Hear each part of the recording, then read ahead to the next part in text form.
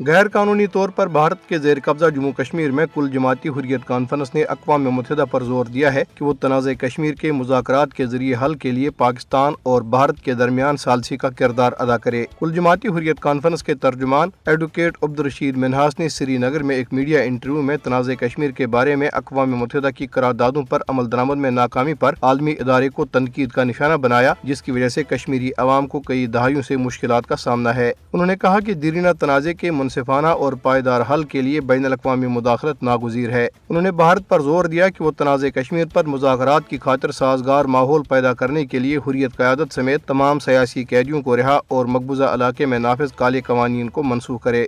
دریں اثنا مقبوضہ جموں کشمیر میں شہری حقوق کے کارکنوں نے ظلم و ستم کا بازار گرم کرنے اور کشمیری نوجوانوں کو جھوٹے مقدمات میں پھنسانے پر مودی کی بھارتی حکومت کو شدید تنقید کا نشانہ بنایا ہے۔ انہوں نے کہا کہ یہ اقدامات حق خود ارادیت کے لیے کشمیریوں کے غیر متزلزل عزم سے بھارتی حکومت کی بوکھلاہٹ کو ظاہر کرتے ہیں۔ شہری حقوق کے کارکنوں نے کہا ہے کہ کشمیریوں کی سیاسی امنگوں کو دبانے کے لیے national investigation agency, enforcement directorate اور اسٹیٹ انویسٹیگیشن ایجنسی جیسے بھارتی تحقیقاتی اداروں کا غلط استعمال کیا جا رہا ہے۔ انہوں نے کہا کہ 5000 سے زائد کشمیری محض اپنے سیاسی نظریات کی وجہ سے نظر بند ہیں۔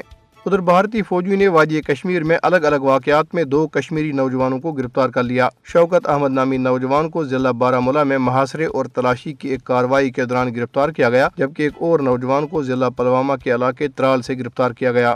مقبوضہ جموں کشمیر میں کانگریس کے سربراہ طارق حمید کرا نے لیفٹیننٹ گورنر سے عمر عبداللہ کی زیر قیادت منتخب حکومت کو اقتدار کی منتقلی میں تاخیر پر بھارتی حکومت کو تنقید کا نشانہ بنایا ہے۔ طارق کرا نے دفعہ 370 کی بحالی کی مکمل حمایت کا اعادہ کیا۔